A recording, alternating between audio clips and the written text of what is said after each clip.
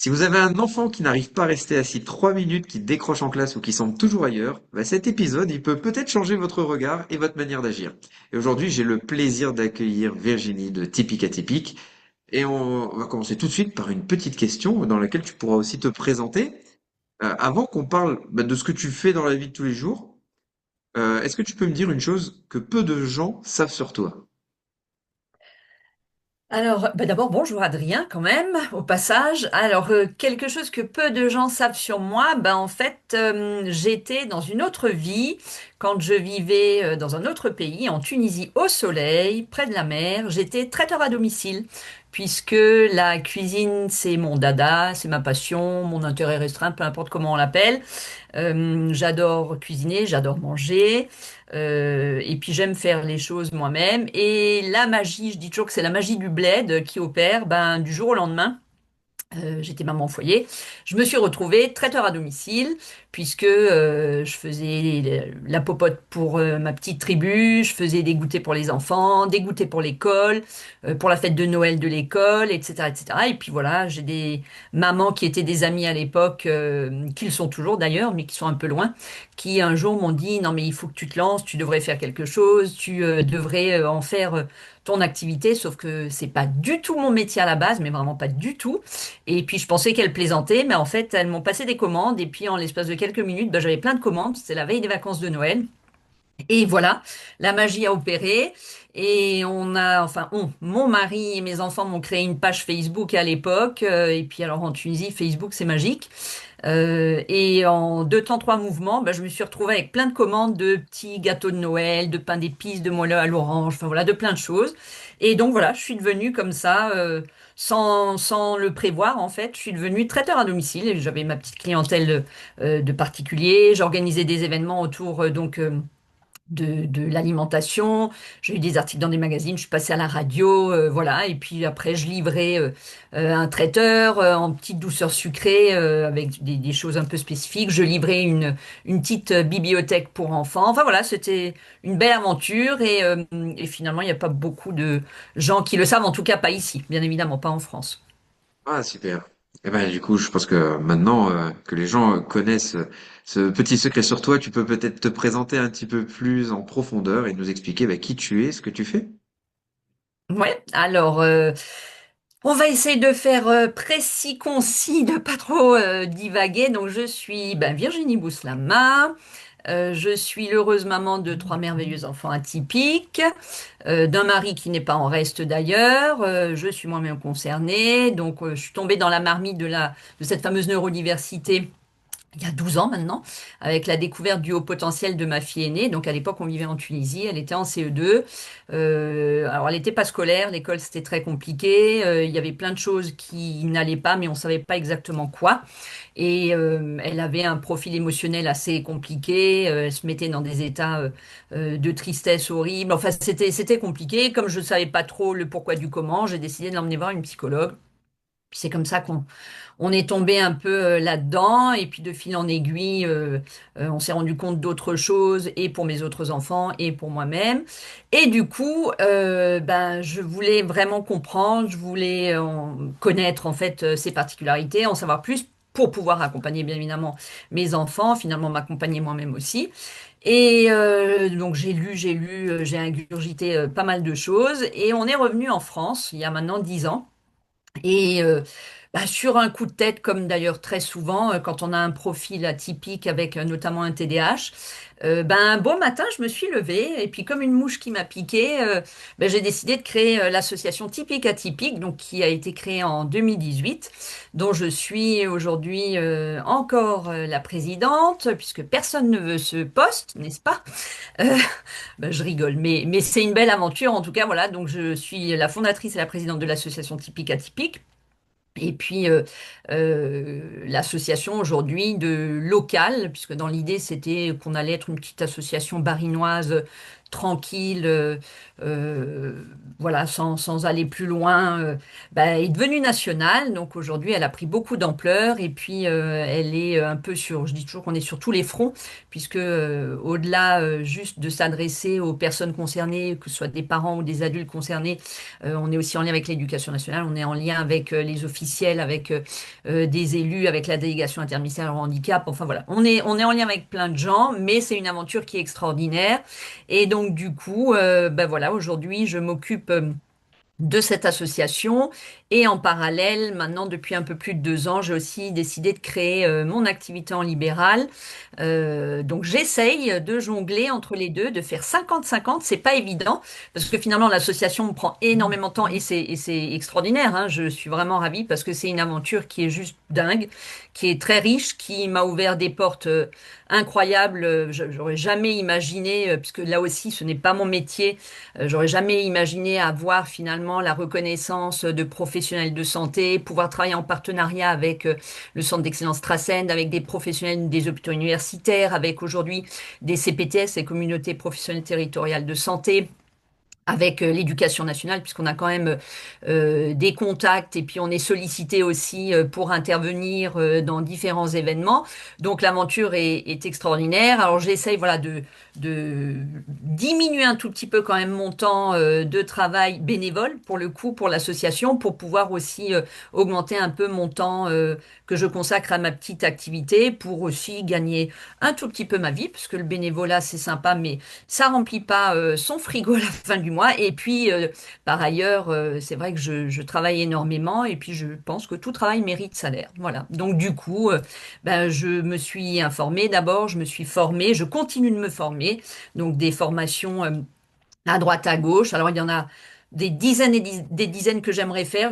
En fait, je pourrais faire ça tout le temps, mais alors il faudrait que les journées fassent, je sais pas, 76 heures, voire plus. Il faudrait que j'ai plein d'argent aussi pour pouvoir me payer toutes ces formations. Donc voilà qui je suis. Et puis, je suis bien évidemment père aidante de mes enfants d'abord. Puis père aidante finalement libérale avec mon activité, puisque j'accompagne donc des personnes concernées en proposant alors des groupes de parole, des groupes de psychoéducation, des conférences et diverses activités. Voilà, donc je crois que j'ai fait à peu près le tour. Et puis, la dernière chose que je pourrais dire, c'est que chez nous, on a un petit combo gagnant. On a le package, hein, on a le package global de la neurouniversité, puisqu'on a tout dans notre famille, dans la petite tribu. On a le haut potentiel, le TDAH, le TSA, les troubles 10. Voilà, comme ça, la boucle est bouclée. Et puis, on ne s'ennuie jamais. Tu m'étonnes. Et c'est quoi pour toi ta plus grande force dans ton quotidien avec les personnes atypiques? Ma plus grande force, j'ai envie de dire, c'est d'être comme elle, puisque finalement, je suis concernée aussi par le bien de mes enfants et moi-même, bien évidemment. Donc, je pense que ma plus grande force, elle est là. C'est que je comprends exactement ce que vivent et les parents d'enfants atypiques ou les adultes qui n'ont pas forcément d'enfants, puisque je suis adulte concernée, et que je fonctionne donc en mode, j'ai envie de dire en mode atypique, comme on peut l'appeler. Et puis, moi, je dis toujours, alors c'est la petite image un peu rigolote, mais qui même me suivent, on ne peut pas plaire à tout le monde, mais en tout cas, voilà, je pense que ma force, effectivement, c'est de comprendre les autres, puisque je fonctionne pareil, et donc, du coup, de pouvoir m'adapter, et surtout de pas être dans le jugement et dans une forme comme ça, parfois de dédain, comme peuvent l'être d'autres personnes, puisque de toute façon, enfin, je serais mal placée en tout cas pour avoir cette posture-là. Donc, je pense que c'est plutôt une force que je maîtrise pas mal. Voilà. Ça, dans le dédain ou dans le déni même, qui peut Ou dans le arriver. déni. Complètement. Complètement. Ah oui, alors à moi, alors là, vraiment, alors à ce niveau-là, et c'est ce que je dis et je répète, alors d'abord, j'ai aucun tabou sur ces sujets-là. Alors ça reste très personnel, hein, mais je pense que ça fait partie aussi, du coup, de mes points positifs et de ma force par rapport à ça. J'ai aucun tabou à dire que voilà, j'ai un TDAH, bon, j'ai un haut potentiel, mais ça, j'ai envie de dire, ça change pas grandement les choses. C'est surtout le TDAH, en tout cas, mon diagnostic qui m'a aidé à comprendre plein de choses. Donc j'ai aucun tabou à ce sujet. J'ai aucun tabou de dire que je suis sous traitement médicamenteux parce que finalement il n'y a pas de honte. Et puis encore une fois, ça n'engage que moi. Donc je suis pas dans le déni non plus. Je sais exactement le comment du pourquoi, les tenants, les aboutissants, que ce soit par rapport à mon profil ou au profil de mes enfants. Et c'est vrai que c'est pas tous les jours simple. Alors bon, ils sont maintenant grands, hein, ils ont 16, 18, 20. Mes filles, j'ai envie de dire, c'est pas qu'elles sont tirées d'affaire, parce que ça reste nos enfants et que on dit toujours petits enfants, petits soucis, grands enfants, grands soucis. Là où c'est un peu plus compliqué, effectivement, c'est pour mon fils qui lui a un gros gros package. Mais n'empêche, je suis très lucide, je suis très claire avec moi-même et avec ce qu'on vit au quotidien. Je sais exactement ce que avoir tous ces troubles peut produire, que ce soit en bon ou en mauvais, parce que il y a les deux facettes. Je sais aussi exactement quels sont, j'ai envie de dire entre guillemets, hein, les risques, c'est-à-dire que on le sait aujourd'hui, on le voit, hein, on a assez de témoignages qui vont dans ce sens-là, de parents qui malheureusement peut-être un jour ont une information préoccupante, un signalement parce que le gamin est pas dans la norme, ou parce que ces troubles ne sont pas ou connus ou compris ou acceptés, peu importe, et venant de l'extérieur, voilà, ça reste compliqué. Donc, j'ai vraiment aucun souci avec ça. Je suis vraiment au fait de tout ça. Je suis au clair. Et puis après, ben, moi, j'aime bien donner l'image finalement. Du navire, moi je dis toujours que on navigue à vue, on essaye de garder le cap, et on nage en eau trouble quand même, mais voilà, on essaye de garder le cap et puis de continuer à naviguer, à rester à flot sans couler quoi. Mais en tout cas voilà, ma force, oui, je pense que ouais, elle réside vraiment là-dedans en fait. Ok. Alors, je vais pas te poser la question de ce qui t'a emmené à t'intéresser aux troubles neurodéveloppementaux, parce que tu nous l'as expliqué, c'est quand Les tu as enfants. découvert que ta fille elle avait été. Mais qu'est-ce qui t'a poussé toi, finalement, à avoir cette démarche bah, tu sais, de vouloir te former et puis d'informer et d'aider le plus de personnes possible? Alors, effectivement, hein, comme tu l'as dit, et puis j'en ai déjà parlé avant, c'est mes enfants qui m'ont ouvert la voie, vraiment, et je les remercie, et je leur dis régulièrement, d'ailleurs, juste pour la petite parenthèse, parce que si l'association existe aujourd'hui, c'est quand même grâce à mes enfants. C'est vraiment le point de départ. Alors, par rapport à ta question, ben, ce qui m'a poussé finalement, alors, on a d'abord découvert le haut potentiel, hein, de ma fille aînée, puis de mes autres enfants, et du mien, et dans notre inconscient collectif, comme je pense pour la plupart des gens, quand on dit au potentiel surdoué, précoce, peu importe le terme qu'on emploie, ça renvoie quand même à une notion d'intelligence supérieure, de profil où tout roule, tout est génial, le gamin saute une classe, deux classes, enfin voilà, tout est extraordinaire. Ce qui peut être le cas, bien évidemment, le haut potentiel, c'est pas un trouble, c'est pas un diagnostic, c'est pas une pathologie, c'est quand même quelque chose qui est plutôt protecteur et prédicteur d'une bonne ou d'une meilleure réussite, qu'elle soit scolaire ou professionnelle.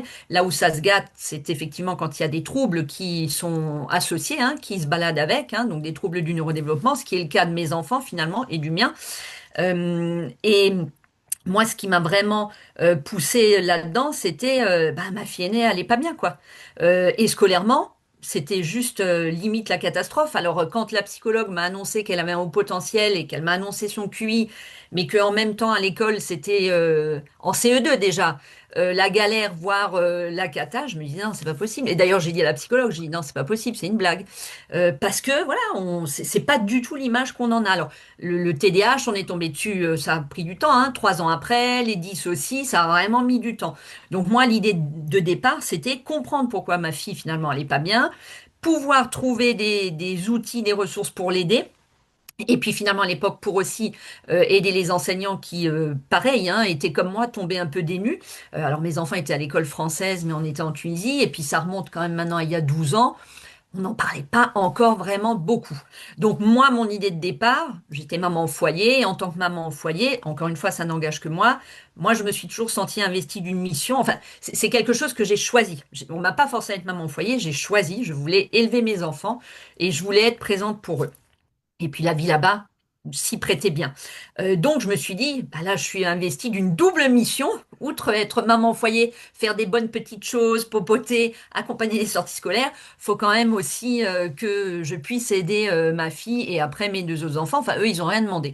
Et donc l'idée c'était ça, c'était bon bah, je vais lire, je vais m'informer, je vais trouver des solutions, je vais trouver des outils, je vais faire ce qu'il faut. Et puis, je vais l'emmener comme ça et l'accompagner pour que ça aille en tout cas mieux. Et puis, ben, après, je pense que ça, c'est lié à mon profil, et je l'ai compris plus tard. Ben, cette soif de connaissance, moi, je suis avide vraiment j'ai envie de dire presque de tout maîtriser. Alors, je sais bien qu'on peut pas maîtriser, mais j'aimerais vraiment tellement tout maîtriser. Ça Mais en serait fait, cool. ce serait génial. Et je déteste en fait ne pas savoir. Alors, je dis toujours, aujourd'hui, on a une chance extraordinaire, c'est Google. Enfin, on ne sait pas un truc. Moi, j'ai toujours, toujours, toujours mon téléphone avec moi. S'il y a quelque chose que je ne sais pas, je fais la recherche immédiatement. Enfin, je ne peux pas m'en empêcher. Ça, c'est vraiment un besoin, une nécessité. Et puis, du coup, on fait plein de liens. Enfin, voilà, de fil en aiguille, on va d'une idée à l'autre. Voilà. Donc, du coup, je me suis informée. Et puis après, je me suis plus jamais arrêtée. J'ai pas réussi à m'arrêter, en tout cas, parce que je suis quand même tombée dans un univers, moi, je trouve, qui est incroyable, qui est extraordinaire, où il y a un peu tout et n'importe quoi, d'ailleurs, qui circule. Alors, on ne saura peut-être jamais tout, d'ailleurs, hein, sur le fonctionnement du cerveau. Mais en tout cas, voilà, je dis toujours, c'est grâce à mes enfants, parce que par ricochet, du coup, je me suis découverte sur le tard aussi, puisque moi, bon, j'ai été bilantée à haut potentiel, mais ça, moi, je dis toujours, ça n'a pas changé ma vie. Et puis, ma scolarité, tout ça, les études, c'est derrière moi. Par contre, découvrir que j'ai un TDAH, ça m'a expliqué plein de choses, et c'est grâce à mes enfants, puisque en fait, c'est quand on a eu le bilan de mon fils que, ouais, ben, je ne pouvais pas nier l'évidence. Donc voilà, donc l'idée, c'était m'informer d'abord moi personnellement pour mes enfants, pour moi, me former. Et puis après, bah, je sais pas, une chose, une autre, de fil en aiguille. Alors poussé aussi quand même un peu, je dois dire, par la psychologue qui suivait mon fils à l'époque à Strasbourg, quand on était revenu en France, qui est extraordinaire, Marie Albuchet, pour pas la citer, qui est vraiment incroyable, qui me disait, mais Madame Bouslama, vous en savez tellement sur le sujet, vous en savez peut-être même autant que moi, vous devez faire quelque chose. Ok, faire quelque chose, alors quoi, sur le moment? Et puis, une de mes meilleures amies qui est membre fondatrice de l'association, pareil, me parlait de mon karma, que il fallait que je fasse quelque chose, que c'était ma mission. Mais alors ça, c'est facile à dire. Moi aussi, je peux proposer et dire aux gens, faites un truc, allez, il faut. Mais après, faire quoi? Puisque là aussi, à un moment donné, moi, je suis pas psychologue, je ne prétends pas l'être et je ne le serai jamais. Je suis pas là pour me substituer à un professionnel. Mais comme effectivement j'avais déjà quand même emmagasiné beaucoup d'informations, j'avais suivi des petites formations, ben un matin, comme je savais pas trop quoi faire, enfin je n'avais pas envisagé de créer une activité en libéral à l'époque, en tout cas j'avais pas encore, je pense, les connaissances suffisantes, ben je me suis dit ben, pourquoi pas créer une association. Ça, c'est facile, c'est simple. Alors bon, enfin, c'est facile, c'est simple. Je pensais que c'était plus facile quand même, puisque l'idée de départ, c'était juste appuyer sur le bouton action. J'avais pas du tout envisagé ce que c'était sur le plan administratif, de la paperasse, enfin voilà, ce genre de choses qui, en plus, quand on a un TDAH, ça nous passe juste au-dessus. Donc moi, l'idée, c'était vraiment faire quelque chose, partager en fait mes connaissances pour aider d'autres personnes et leur apporter finalement ce que moi, j'avais pas non plus au départ et ce que je recherchais et que j'aurais sûrement bien aimé qu'on m'apporte, entre guillemets, hein, sur un plateau sans que je doive voilà, chercher à droite à gauche et peut-être perdre du temps. Donc l'idée, c'est ça aussi aujourd'hui, c'est de partager toutes ces connaissances et de les rendre accessibles et le plus facilement et le plus rapidement possible. Ce qui avait aidé, parce que finalement, cette association qui part de cette volonté d'une maman d'aider a permis aussi de venir apporter des aides sur des travaux nationaux, parce que vous avez participé avec Typique Atypique à beaucoup de choses. Est-ce que tu peux me dire un petit panel de ce que tu as réussi à mettre en place avec Typique Atypique? Oh là là, oh, enfin, je sais même pas. Bah écoute, bah, plein de choses. Bon, alors déjà, l'association, effectivement, de petite association tranquille barinoise est devenue nationale, donc avec des antennes dans d'autres départements. Alors aujourd'hui, en plus, on a fusionné, hein, donc 67, 68, 57. J'ai envie de dire, on est la grosse, grosse entité mère. Puis après avec des antennes. Donc on a les groupes de parole, on a des événements, on a notamment la Journée nationale de sensibilisation au TDAH maintenant qui existe depuis 2021. On essaye aussi d'organiser ou de participer ou d'organiser en partenariat une journée sur l'autisme. Alors cette année on est parti un peu plus sur les TND dans leur globalité, les troubles du neurodéveloppement, puisqu'on sait qu'il y en a souvent plusieurs qui se chevauchent. Après, on a été auditionné déjà plusieurs fois par le Sénat, justement, sur les troubles du neurodéveloppement, sur une proposition de loi sur la prise en charge, l'accès au diagnostic et aux soins sur les TND. On a été auditionné, enfin en tout cas, bon, alors, c'est toujours moi qui m'y colle aussi, mais par l'Institut Montaigne, alors toujours sur les mêmes thématiques, hein, les mêmes sujets, sur effectivement qu'est-ce qu'on pourrait mettre en place, qu'est-ce qu'il faudrait améliorer, etc., etc. Après, on est en lien bien évidemment avec la délégation interministérielle au handicap. Alors là, je suis dans un groupe de travail avec la Haute Autorité de Santé sur le TDAH adulte, donc pour les recommandations de bonnes pratiques. J'ai participé au groupe de relecture sur le même groupe de travail, mais cette fois-ci pour les enfants et les adolescents. Là, j'étais dans le groupe de relecture uniquement. Donc voilà, on a vraiment plein de portes qui s'ouvrent. Après, on est donc en lien assez étroit avec Strassen, qui est le centre d'excellence, et puis on se soutient mutuellement. On est en lien avec donc les hôpitaux universitaires de Strasbourg et avec des professionnels de santé, notamment sur le TDAH de l'adulte, et Sébastien Weibel plus particulièrement, qui est aussi membre fondateur d'ailleurs de l'association et qui est finalement le psychiatre qui m'a diagnostiqué d'ailleurs. Euh, et puis après, je sais même plus parce qu'en fait, je dis toujours, on est sur tous les fronts. Et puis alors, en bonne TDAH qui se respecte, moi, je dis toujours oui à tout sans réfléchir. C'est après coup que je me dis mince, j'aurais peut-être dû anticiper ou réfléchir parce que je m'en rajoute, mais c'est pas grave, c'est très chouette, hein, c'est très riche. Et puis oui, et puis on a quand même des liens, en tout cas ici en local, parce que après sur le plan national, je ne sais pas, mais en local avec la direction académique. Et là, plus récemment, j'ai participé à une soirée au Vaisseau à Strasbourg sur l'autisme, où il y avait donc pas loin de 300 enseignants AESH du département. C'était vraiment top. Et donc à l'initiative de la direction académique. Et donc des référents. Je suis aussi en lien avec une référente qui nous fait intervenir dans la dernière journée en fait de formation pour des enseignants qui passent le KPI, donc des enseignants spécialisés. Enfin voilà, on est vraiment, j'ai envie de dire, un peu dans tous les secteurs, dans tous les domaines. Alors moi, je voudrais encore plus, enfin je voudrais que ça aille plus vite, mais en tout cas on est quand même bien implanté, on est bien introduit, on est assez connu, j'ai envie de dire, et reconnu. Et ouais, c'est très chouette. Et puis après, on a aussi des associations amis et partenaires avec lesquels on collabore. Donc là, je vais ce week-end à Remiremont pour, pareil, parler des TND. Il y a une association dans le 93. Alors, on n'a pas encore eu l'occasion de se voir en vrai, mais en tout cas, on discute très, très, très souvent. On s'écrit, on s'interpelle les uns les autres. Donc voilà, on essaye aussi de pouvoir travailler en partenariat interassociatif. Et puis le dernier projet en date, et celui-là, il est incroyable aussi, c'est que j'ai intégré avec l'association la maison de la santé mentale de l'Eurométropole qui ouvre officiellement ses portes donc début juillet, qui sera un lieu en fait où on est une dizaine d'associations à intervenir, à agir. On proposera des temps de présence, des temps d'échange, etc., etc. Il y aura vraiment pas mal de choses qui vont se faire et le projet est juste incroyable. Voilà. Donc et ça c'est vraiment un lieu à destination du public. Donc les gens peuvent pousser la porte s'ils ont besoin de renseignements, d'informations, s'ils veulent juste rencontrer quelqu'un, il y aura des permanences, il y aura des événements qui seront organisés. Enfin voilà, ça, on verra au fur et à mesure. Voilà. Top, parce que c'est encourageant. Tu vois, encore ce week-end, là, on était avec des groupes de professionnels qui se posaient la question justement sur les troubles neurodéveloppementaux et qui disaient, oui, mais chez nous, c'est compliqué de savoir qui est référent, etc. Mais finalement, on s'aperçoit qu'il y a une multitude d'associations, et même de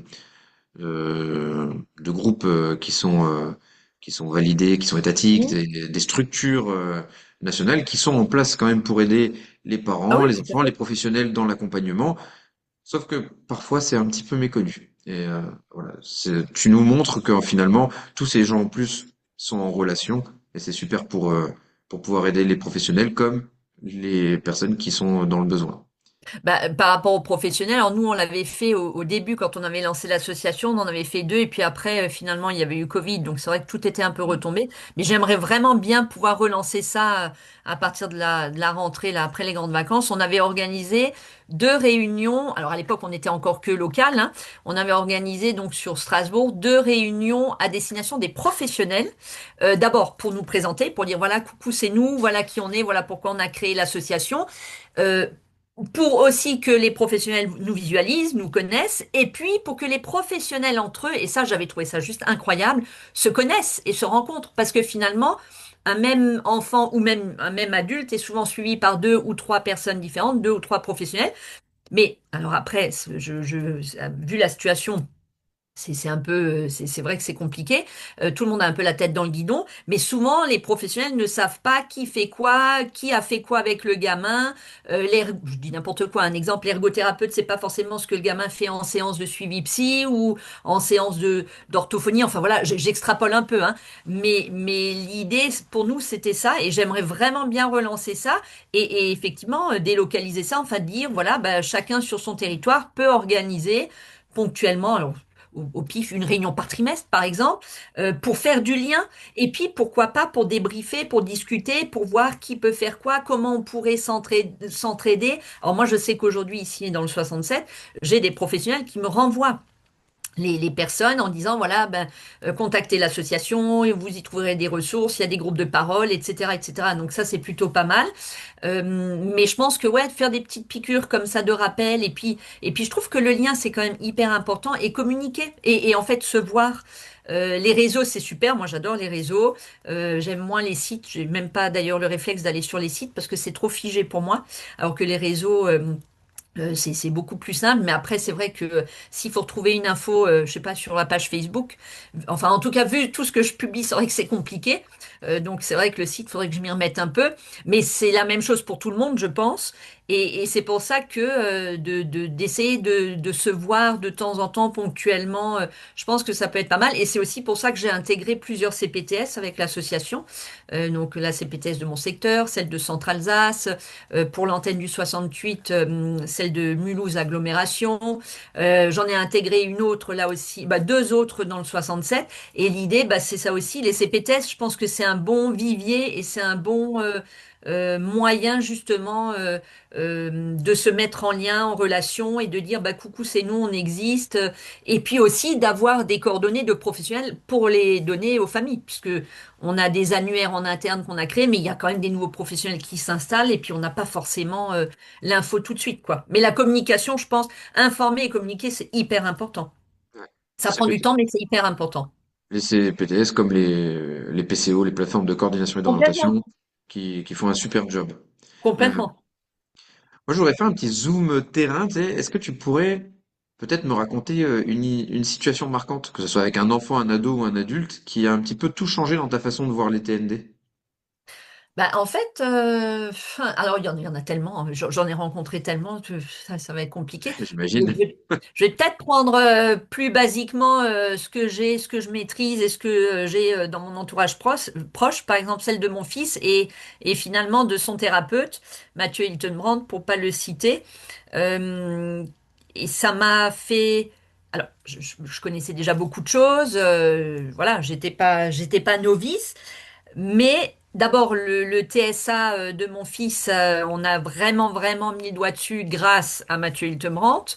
Et en fait, ça m'a quand même fait me questionner et je me suis plongée quand même plus du coup dans l'autisme. Moi, j'étais plus focus sur le haut potentiel et le TDAH. Et en fait, euh, les explications, enfin, ce que j'ai trouvé chouette avec Mathieu, c'est que il a vraiment rendu accessible, notamment l'autisme, parce que là aussi, hein, c'est comme pour le haut potentiel, il y a on entend beaucoup de choses, et puis on a souvent une vision très sommaire hein, de l'autisme. C'est où l'autiste déficient, non verbal. Voilà, qui est complètement déconnecté, ou alors plutôt l'autisme de très haut niveau, un peu à la Rain Man, hein, qui est un film magnifique, mais qui a quand même beaucoup enfermé la condition autistique bah, dans le personnage de Rain Man. Alors à l'époque, c'était peut-être effectivement tout ce qu'on avait sous la main, mais aujourd'hui, on sait que, enfin, on parle d'un spectre, c'est pas pour rien. Et voilà, et la situation de mon fils, parce que c'était quand même très compliqué, et la prise en charge par Mathieu et tout ce qu'il a pu nous apporter, nous expliquer, et ce qui nous a permis d'avancer vraiment. Et finalement, même si on était au courant et qu'on baignait là-dedans, en tout cas pour ma part, ça m'a permis quand même de changer aussi mon fusil d'épaule. Et puis après, évidemment, quand le diagnostic a été posé officiellement, de discuter avec d'autres personnes, par exemple le docteur Chabot donc qui est au centre ressources autisme, qui elle, parce que je me culpabilisais un peu, je disais, mais étant là-dedans, étant quand même à la source, comment j'ai pu passer à côté? Et en fait, ce qui m'a fait beaucoup de bien, c'est qu'elle m'a rassurée. Elle m'a dit surtout ne vous culpabilisez pas parce qu'en fait, et on le sait, ce sont des troubles qui fluctuent, qui évoluent, c'est pas linéaire, hein. Et elle m'a expliqué voilà que un temps c'était sûrement le TDAH qui était vraiment qui prenait toute la place dans le profil de mon fils, donc au quotidien, hein, dans les répercussions, dans le retentissement. Et puis maintenant, en plus il y a l'adolescence, ben l'autisme, j'ai envie de dire, en tout cas là maintenant pour l'instant, a pris le dessus. Mais c'est vrai que c'est pas évident parce que du coup on jongle. Euh, et franchement, il y a des jours où, waouh, c'est quand même, c'est quand même pas évident. Et pourtant, je suis à la source, je suis dedans. Enfin, je suis entourée quasiment que de personnes comme ça. Mais après, l'adage le dit bien, c'est souvent le cordonnier le plus mal chaussé. C'est pas une légende. Et puis, c'est quand même beaucoup plus facile de prodiguer des conseils, des soins et de donner, voilà, des explications pour les autres que finalement de se les appliquer ou d'arriver en tout cas voilà à accepter des choses ben, dans sa famille. Mais je trouve que c'est vraiment, moi en tout cas, ce qui m'a beaucoup ouvert les yeux, c'était vraiment voilà le profil complexe de mon fils, ce que m'en a dit Mathieu et bon et Johanna son épouse, hein, puisque les deux ont vraiment pris mon fils sous leur aile et je les remercie parce que je pense qu'ils étaient là et ils sont toujours présents d'ailleurs et ils ont fait énormément et pour mon fils du coup et pour nous hein, au niveau de la cellule familiale. Et puis après cette petite phrase du docteur Chabot ouais, qui finalement m'a fait du bien, m'a rassuré. Et même si je connais le sujet, qui m'a permis de me dire que bah, finalement je faisais quand même les choses correctement et que j'étais pas à côté de la plaque et que ça allait, voilà, que ça allait avancer et voilà, et toujours avec cette petite voix de dire ben on est à l'affût et puis on reste quand même sur le qui-vive, mais en tout cas on a tous les éléments du puzzle en fait, on a toutes les pièces du puzzle. C'est à la fois rassurant pour les parents qui vont peut-être écouter ce podcast en se disant, bah, des fois j'ai l'impression d'être complètement submergé, mais finalement, bah, voilà, on peut être entouré et on ne fait pas, on a l'impression souvent de faire les choses mal, mais on essaie de faire du mieux possible par rapport à ce qui est faisable. Et, et un enfant qui a une particularité, ça peut être, je rentre chez moi et puis d'un coup mon enfant il a repeint tous les murs de sa chambre. sans, Sans s'y attendre. Ah ben mon fils, il a fait alors, il a pas repeint, hein, lui, il a entrepris d'arracher sa tapisserie, hein, donc c'était quoi, il y a 2 ans, pendant les vacances de la Toussaint, enfin pas tout à fait 2 ans, je l'entendais plus, il me disait, non mais t'inquiète maman, je range ma chambre. Ah, il a fait le rangement par le vide, donc toute la journée, il m'a dit, ne monte pas, t'inquiète pas, je t'appelle quand j'ai fini. Ok, et puis il faisait des allers-retours, il descendait plein de trucs, je me suis dit, bon après, voilà, il grandit, il se débarrasse de ces trucs de gamin, pas de problème. Je sentais une odeur bizarre. Je dis, ah, c'est quand même. Mais bon, après, voilà, moi, je me suis dit, il me dit que je dois y faire confiance. Et puis après, je connais aussi un peu le zozo, hein, je connais le phénomène. Donc bon, je me suis pas non plus inquiétée plus que ça. Et effectivement, à la fin de la journée, il m'a appelé pour que je monte voir sa nouvelle chambre. Ah, c'était fantastique. Elle est toujours en l'état d'ailleurs, hein. Donc il avait entrepris, il voulait, c'est vrai, refaire la tapisserie.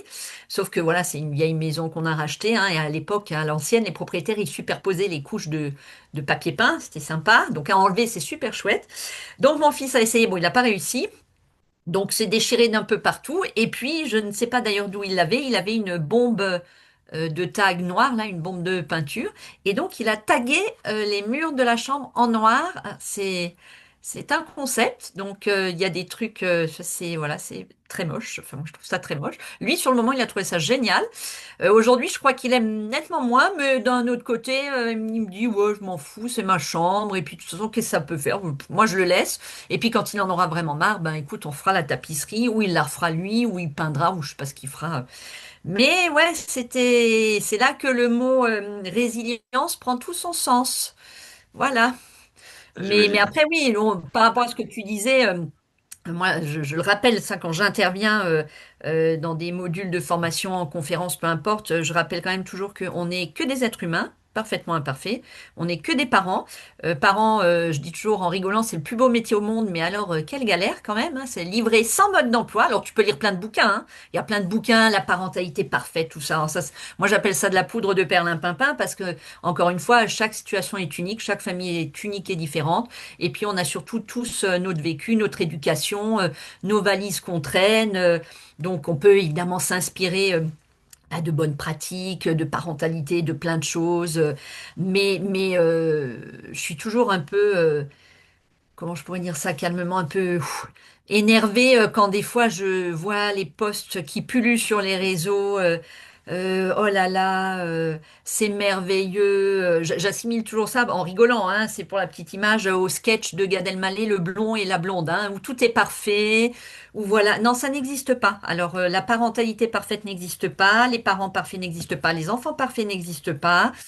Personne n'a de baguette magique. Ça se saurait, sinon on serait pas là d'ailleurs en train de discuter. Et oui, comme tu l'as dit, je pense qu'on fait tous du mieux qu'on peut à l'instant T. Et puis des fois, on est au bout du bout, on est fatigué, on n'a pas envie, on n'a pas la patience. Et c'est juste OK parce que, encore une fois, on n'est pas des robots, on n'est pas des machines, on est des humains et on a plein d'émotions. Et puis des fois, ben, nous aussi, ça déborde. Et puis quand on est parent, et ça, je trouve que c'est ce qui est le plus compliqué quand on est parent, donc soi-même concerné, alors moi je vais prendre mon exemple avec un TDAH, avec impulsivité, parce que moi j'ai le combo aussi, le package, et qu'on a son ou ses gamins, moi j'en ai 2 sur 3 quand même qui ont le même TDAH que moi, c'est sympa, hein. Non, non, c'est sympa. Sportif. Ouais, ouais, on s'ennuie pas, hein. Des fois c'est explosif, mais ça a aussi des bons côtés, hein. C'est-à-dire que ça monte, ça pète, on explose, et puis ça redescend instantanément, et puis on passe à autre chose, et c'est génial. Voilà. Donc, c'est important d'avoir ça en tête, en tout cas. Et de pas voilà, se flageller et se culpabiliser. Et je pense que la société s'en charge assez pour nous, avec toutes les injonctions et compagnie. Je pense qu'à un moment donné, mais c'est pas évident. Je comprends et j'entends que c'est pas aussi évident pour tout le monde. Moi, c'est moi. Après, on est encore une fois tous différents et on appréhende les choses chacun à sa manière. Ouais, complètement. Bah d'ailleurs, est-ce que toi, tu aurais une idée reçue sur les troubles neurodéveloppementaux que tu aimerais exploser une bonne fois pour toutes? Ouais, là aussi, bon, il y a plein de choses, mais celle qui, j'ai envie de dire, m'énerve gentiment le plus, même si je suis, même moi, hein, parfois tentée, je pense qu'on l'est tous, mais quand des fois, pareil, j'entends ou je lis, ouais, c'est un super pouvoir, on est des super-héros, c'est génial. Alors, ça peut, moi, je donne toujours l'image, l'idée, c'est de transformer l'essai, comme au rugby. C'est-à-dire qu'aujourd'hui, voilà, un TDAH, un TSA, des troubles 10 seront, voilà, très importants, auront une répercussion, un retentissement vraiment compliqué, notamment sur les apprentissages scolaires, voire dans la vie professionnelle.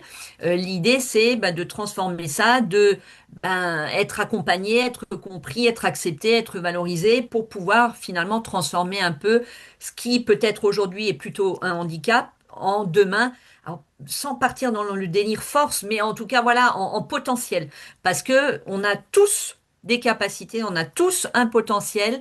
euh, Quel qu'il soit, l'idée c'est justement de permettre à la personne, enfant ou adulte, hein, d'explorer ce potentiel et puis d'en faire quelque chose. Mais ouais, l'idée reçue, enfin des fois je lis, ah là là, genre le super-héros avec sa cape et son super pouvoir, TDAH, ce serait super, hein, on aimerait aussi, parce que c'est vrai, c'est un sujet qui sort souvent, ça c'est vraiment récurrent. Est-ce qu'on parle de handicap? Est-ce que non? Est-ce que le terme est approprié? C'est oui, le débat est ouvert, c'est compliqué. Moi, j'aime bien me faire l'avocat du diable. Effectivement, dire handicap, on a une vision compliquée aussi du handicap, puisque la plupart du temps, quand on te dit handicap, on pense à un handicap visible. Et là, effectivement, il y a pas à chipoter. De toute façon, ça se voit, point barre. Sauf que le handicap invisible, c'est 80% du handicap en France. Donc, handicap invisible, on a hein, ce qu'on a dit, les troubles du neurodéveloppement, TDAH, TSA 10. On a les troubles mentaux. bipolarité, schizophrénie, tout ça, ça rentre dans le handicap psychique, mental, invisible.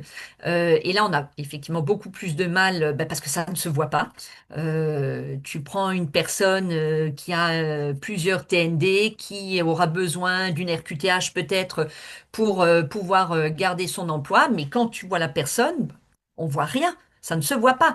Alors que quelqu'un évidemment qui est aveugle ou qui est en fauteuil roulant, bon ben voilà, là, il y a pas à discutailler, c'est visible, c'est posé.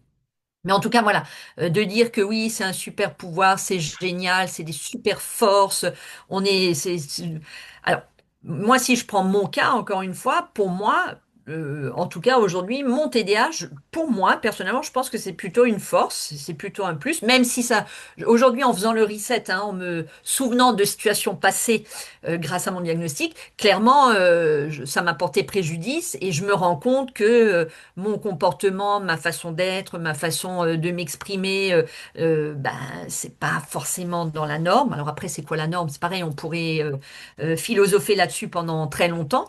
Mais en tout cas, mon TDAH finalement m'a permis de créer l'association, par exemple, puisque en fait, j'ai agi sans réfléchir, j'y suis allée, je me suis pas posé de questions, et pour plein de choses en fait, par rapport à l'association, par rapport à mon activité, je l'ai dit tout à l'heure, moi j'y vais, je dis oui, je réfléchis pas, après je me dis ah bah mince, peut-être que quand même j'aurais dû anticiper, mais bon, de toute façon c'est trop tard, c'est fait, et c'est très bien. Et donc je pense en tout cas pour moi que c'est une force qui est, je trouve, pourrie. Et ce qui pourrit beaucoup le TDAH, c'est l'impulsivité. Ouais. Ça, par contre, autant l'hyperactivité, je trouve pas que ce soit problématique. Le problème attentionnel, il y a plein d'astuces, enfin, il y a plein de choses qu'on peut mettre en place. L'impulsivité, ça reste quand même compliqué, hein, verbal ou physique, hein. Et je trouve que c'est la partie la plus difficile, la plus difficilement gérable, en fait, dans le TDAH. Par exemple, Ça peut être un super pouvoir, mais avec un coût énergétique en fin de compte qui est quand même assez élevé. Et c'est la gestion clairement, de ce coût énergétique derrière qui peut être clairement, compliquée dans certains cas. clairement. Ok, ben, merci beaucoup. Euh, si je prenais maintenant, tu sais, un petit peu ta boîte à outils préférée. Si tu avais une arme secrète, un outil, une méthode, une approche Une qui a baguette changé ta magique. vie, ouais, comme une baguette magique. On y viendra après à la baguette magique, mais qui t'a vraiment aidé, qui t'a changé dans ta vie dans l'accompagnement des personnes atypiques. Ça serait quoi? Alors, c'est pas il n'y a pas une seule chose. En fait, moi, je parle souvent de ma mallette pédagogique. En fait, l'idée, c'est vraiment avoir, bah, comme la boîte à outils hein, de celui qui est dans le BTP, qui est, je sais pas, plombier, électricien. Ben voilà, ben nous, c'est pareil. La mallette pédagogique des TND ou de la neurodiversité, peu importe comment on l'appelle, parce que finalement, au potentiel rentre dans la neurodiversité aussi. Et en fait, moi, c'est un peu ça ma boîte à outils, enfin mon outil préféré, parce que je me suis bien évidemment penchée sur tout ce qui existait hein, par rapport à l'accompagnement et de mes enfants, mais après aussi des personnes que j'accompagne. Et c'est pour ça d'ailleurs que j'ai vraiment proposé et que je propose un groupe de psychoéducation sur mesure. Euh, Moi, je trouve, et c'est aussi un peu ce que je reproche à ce qu'on lit, à ce qu'on entend et à pas mal de professionnels qui dégainent tout de suite une carte facile. Alors, ouais, la méthode Barclay ou telle méthode. Non, alors, pareil, il n'y a pas de méthode universelle, il n'y a pas de méthode magique qui marche pour tout le monde. Encore une fois, ça se saurait. Et moi, je trouve que l'idée, c'est vraiment de puiser un peu dans chaque méthode. Et de toute façon, il faut que chaque personne trouve ce qui va lui convenir. Et c'est là le plus compliqué. Donc moi, mon outil préféré, bah, c'est ma mallette pédagogique que je me suis créée et du coup que j'ai utilisé avec mes enfants. Alors bon, maintenant, comme dit, ils sont grands, ils ont plus besoin. Et de toute façon, quand j'arrive avec un nouveau truc, ils m'envoient gentiment bouler en me disant, oh, maman, t'es gentille. Je, il y a quoi? Il y a 4 ans, je suis arrivée avec la méditation de pleine conscience. Je me suis acheté mes petits trucs là. Mes petits dings, mon petit boudin, enfin j'étais toute contente. Ils m'ont rigolé au nez, quoi, hein. Mais ça n'a pas marché avec eux, mais c'est pas grave. Moi, j'utilise, voilà, je puise en fait. Par exemple, pour moi, alors la méditation, ça reste quand même compliqué, mais je l'adapte. Donc, par exemple, je me promène en pleine conscience. Voilà, j'essaye vraiment de focaliser sur les bruits des oiseaux, de la nature, peu importe. Donc, ma manette pédagogique, par exemple, c'est un peu de ça. Je mixe avec un peu de respiration cohérence cardiaque. Je vais me pencher un peu là sur l'auto-hypnose. Voilà, je me fais ma propre mallette et finalement, je l'ai utilisée par le passé avec mes enfants et je l'utilise maintenant, notamment dans le groupe de psychoéducation où en fait, j'apporte tout un panel, donc toute une mallette d'outils aux familles, en leur montrant, en leur expliquant, en donnant des exemples, on teste. Et en rappelant, et c'est hyper important, que l'idée, c'est justement d'outiller, de donner plusieurs choses, et chaque famille, chaque personne, en fonction ben, de son environnement, de ce qu'elle est en capacité de faire, en fonction du moment donné, va pouvoir utiliser tel ou tel outil, et peut-être que aucun ne marchera au début, peut-être que, enfin voilà. Et puis pareil, ça fluctue, c'est pas linéaire. Donc voilà, pour moi, il n'y a pas un outil. Euh, enfin, c'est pas meilleur qu'un autre, mais je pense vraiment qu'il faut trouver ce qui nous convient le mieux. Et surtout aussi observer, c'est hyper important. Alors, avec ses enfants, ce que ça donne, ce que ça produit, ce qui se passe pas. Si ça marche pas, c'est pas la peine de s'entêter. On passe à autre chose. Donc voilà, moi, Exactement. j'ai pas un outil en particulier.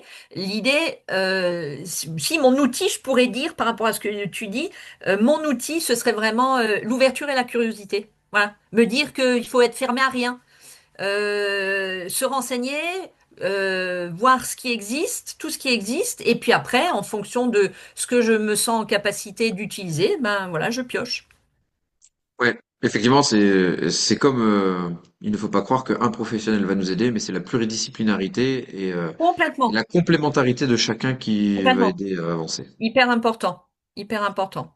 Et t'as quand même cité 2 fois la baguette magique. Et si Ouais, tu avais une j'aimerais avoir baguette une baguette magique, magique. ça serait trop bien. Mais Ah justement, ouais, si tu pouvais changer une chose avec ta baguette magique dans la prise en charge des troubles neurodéveloppementaux en France, ça serait quoi? changer une chose. Oh là là, oh c'est dur ça comme question. Non, si je pouvais changer une chose, déjà, je changerais notre mental, enfin notre culture, notre vision en fait. Voilà, je voudrais changer ça. C'est la première chose parce que c'est le point de départ, je trouve. Et donc, je mettrais un coup de baguette magique là, genre ma sorcière bien-aimée, et tout le monde serait au fait de ce que sont les troubles du neurodéveloppement, et tout le monde serait OK sur en fait le principe pour moi de base qui est que de toute façon on est tous différents. Et que en fait la neurodiversité au départ on est tous, la neurodiversité englobe tout le monde, c'est-à-dire tous les profils cognitifs. Après bon ça a été repris un peu par justement les personnes neuroatypiques, mais on est tous différents. Et qu'en fait, voilà, je donnerai un coup de baguette magique pour dire, faut arrêter de parler de normes, normalité, on n'est pas dans la norme. Non, non, on est comme on est, point. Voilà. Et du coup, par ricochet, je pense que ça lisserait plein de choses et que on se prendrait certainement moins la tête à devoir finalement faire des bilans, poser des diagnostics, avoir une étiquette, parce que aujourd'hui, c'est ça que j'aimerais gommer avec ma baguette magique. Aujourd'hui, c'est le système hein, qui nous pousse. Il y a pas de il n'y a pas de secret, hein. Si t'as pas de bilan, t'as pas de diagnostic, t'as pas de reconnaissance, t'as pas d'accompagnement. C'est pas plus compliqué que ça. Si On on a une, était, si on si a on une était capacité, une possibilité, en fin de compte, de travailler en s'adaptant aux personnes en face de nous, on n'aurait pas besoin de tout ça, quoi. complètement. Ben, si on était cette merveilleuse société inclusive qu'on nous vend sur le papier, enfin parce qu'on en parle beaucoup quand même, hein, de l'inclusion, la société inclusive, l'école inclusive. Alors c'est de la théorie. C'est beau, hein? En théorie c'est magnifique, mais alors en pratique on n'y est quand même vraiment pas du tout. En tout cas pas encore. Il y a le chemin est encore long. Donc voilà, mon coup de baguette magique, ce serait à ce niveau-là. Ce serait de se dire, ben voilà, on efface tout ça et on prend les êtres comme ils sont et on les intègre et puis effectivement on s'adapte et alors je sais que je suis parfois un peu chez les bisounours mais je suis sûre que c'est faisable, je suis sûre que ça pourrait marcher et que ce serait même beaucoup plus simple. Ouais. Voilà, même mon petit coup de baguette magique avec mon sac de Mary Poppins avec plein de ressources et d'outils dedans. Excellent. Mais justement, tu parles de ressources, tu fais des bonnes transitions. Si tu avais, toi, une ressource, un livre, une personne ou une formation, et qui t'a vraiment, toi, retourné le cerveau dans ton parcours et que tu devrais conseiller aux gens, ce serait laquelle? Alors. pas un livre, pas une ressource, machin, mais une citation sur laquelle je suis tombée il y a pas longtemps, mais alors qui m'a retournée et qui en fait, c'est marrant parce que ça m'a, comment je pourrais dire, ça a juste, c'est venu valider en fait bah, tout ce que je pensais déjà et que beaucoup de personnes pensent et disent. Et puis pour ça, j'ai de la chance parce que je suis entourée quand même, que ce soit au sein de l'association ou même dans mon entourage plus proche ou moins proche, hein, je suis entourée quand même de personnes qui pensent finalement comme moi. Alors, bien évidemment, c'est que des, je crois que c'est à peu près que des personnes atypiques, mais bon, c'est pas grave. Et je trouve dommage d'ailleurs que des fois les gens aient peur, tu vois, de dire les choses, de s'exprimer. Alors moi, comme je l'ai dit tout à l'heure, alors moi je m'en fiche qui même me suivent. Et donc c'est une citation qui est juste incroyable d'un gars que j'ai découvert en écoutant l'émission La Terre au carré sur France Inter, qui s'appelle Marc-André Sellos, qui est un biologiste. Enfin, je sais pas tout ce qu'il a comme bagage. Et puis d'ailleurs, il est venu en conférence il y a pas longtemps. Et manque de bol, ce soir-là, je donnais moi-même une conférence, donc j'ai pas pu le voir. Mais j'ai quand même pris un de ses bouquins et puis ma libraire préférée me l'a fait dédicacer. Et la citation dit, la science, ce n'est pas la vérité, c'est le plus probable dans l'état des connaissances. La science devrait arrêter de dire qu'elle a des certitudes et qu'elle côtoie le vrai. Et en fait, tout est dit. Et alors ça, c'est mon petit, comment je pourrais dire, mon petit clin d'œil, mon petit truc à destination de certains professionnels de santé, hein, des médecins, enfin, il y a différents, des psychologues, des pédopsies, des psychiatres, peu importe, hein, des gens que je connais ou pas, que je suis de près ou de loin, mais et pour en discuter avec des médecins qu'on a au sein de l'association ou même en dehors, hein, qui sont quand même assez d'accord avec moi. Je trouve que le problème qu'on a aujourd'hui, c'est que beaucoup de professionnels de santé, donc de médecins en tout cas, affirment des choses, hein. Ils affirment, ils sont sûrs, ils ont appris ça pendant leurs années d'études, et donc ça peut pas être autrement. Alors non, en fait. Et justement, la science évolue, la recherche, enfin, je veux dire, ce qui est vrai aujourd'hui ne sera peut-être plus dans 10 ans. Ce qui était vrai il y a 10 ans l'est peut-être plus aujourd'hui. Moi, je sais que quand on a lancé l'association en 2018, c'était il n'y a pas si longtemps que ça, euh, on n'avait pas les mêmes connaissances qu'on a à l'heure actuelle sur le haut potentiel et les troubles du neurodéveloppement, hein. Entre-temps, il y a plein de choses qui ont bougé. Et il va encore y avoir plein de choses qui vont bouger. Donc, à un moment donné, bah, faut juste l'accepter. Et nul ne maîtrise tout. Et puis, surtout, un médecin, ça n'est pas Dieu. Enfin, j'ai eu des discussions passionnantes à ce sujet avec un oncle de mon mari, l'oncle breton, qui était médecin généraliste, qui était chez nous là pendant quelques jours. Et on était sur la même longueur d'onde et effectivement, il me disait, il trouve ça limite angoissant. Il a maintenant pris sa retraite il y a quelques années parce que il trouve que de plus en plus, en tout cas les jeunes médecins affirment des choses et ont une vision très fermée, aucune ouverture d'esprit et ça fait peur quelque part. Enfin, je veux dire, on est et puis surtout les personnes concernées savent très bien ce qui se passe. Enfin, je veux dire, c'est les premières personnes, enfin, on sait ce qu'il y a. Donc, quand on est concerné et qu'on dit quelque chose à un médecin et que lui, il affirme le contraire, alors ça, c'est juste incroyable. Donc ça m'a vraiment, cette citation, elle est venue juste corroborer tout plein de choses, en fait. Et moi, j'ai envie vraiment de la diffuser. D'ailleurs, je l'ai intégrée maintenant dans mes présentations pour quand même que aussi les gens aient la puce à l'oreille parce que il y a encore pas si longtemps que ça, et je pensais d'ailleurs que ça avait évolué, mais pas tant que ça, mais au siècle dernier. La parole, on dit toujours, hein, la parole du curé, du médecin et de l'enseignant, c'était parole d'évangile. Et personne ne remettait en question ce que une de ces trois personnes pouvait dire. Alors, c'est encore vrai, malheureusement, aujourd'hui, pas pour tout le monde, hein, mais ça a pas tellement évolué finalement. Or, aujourd'hui, bah non, je suis désolée, et puis je l'ai dit au début, on a quand même accès à des tas de connaissances. C'est vrai qu'à l'époque, on avait accès à quasiment rien. Donc je trouve que là, cette citation, elle est extraordinaire. Et elle est vraiment, vraiment à placarder un peu partout. Et le gars, il faut l'écouter parce que, il est incroyable, vraiment. Il a beaucoup de choses à nous enseigner. C'est vrai, hein, moi qui suis beaucoup les études scientifiques et les mises à jour des études scientifiques semaine après semaine. Encore jeudi, il y a une étude qui sort sur l'impact du cervelet, hein, qui est dans la boîte crânienne par rapport à l'hypersensibilité des autistes. Donc toutes les semaines, il y a des nouvelles études qui sortent Complètement, comme ça. Et donc, on ne complètement, peut pas affirmer aujourd'hui qu'on sait tout d'une chose, parce exactement, que finalement, la science vient remettre des fois même en cause des choses qui pourtant avaient été prouvées avant. complètement, Donc voilà, il faut rester ouvert. complètement. Et J'aime humble. bien Ouais, c'est ça. Ouvert et humble et voilà et curieux et de se dire que voilà les choses bougent, et rien n'est figé, rien comme d'ailleurs dans les troubles du neurodéveloppement, on l'a dit, hein, rien n'est figé, tout fluctue en fait, hein, donc ça je trouve que enfin cette situation pour moi c'est devenu un peu mon leitmotiv quoi, hein, voilà, mon fil conducteur en fait, Ouais, la vérité d'aujourd'hui n'est pas forcément celle de demain. celle de demain. C'est super. Eh ben écoute, pour clôturer cette petite entrevue, est-ce que tu pourrais, en 30 secondes, dire un message aux parents, aux professionnels, aux enseignants qui écoutent? Alors, un message pour ces trois. Alors, les parents, ben, je l'ai déjà dit à plusieurs reprises, mais les parents, et c'est hyper important, vous êtes les premiers experts de vos enfants, alors faites-vous confiance, foncez. Si vous avez un pressentiment, un doute, peu importe, allez-y, il faut rien lâcher. Et puis, même si vous tombez face, on l'a dit, à des professionnels qui vous disent non, qui minimisent, non, si vous pensez que, faut y aller, faut foncer, vraiment, n'ayez pas peur. N'ayez pas honte. Souvent, on nous dit on n'est que des parents. Non, non, ça, il faut.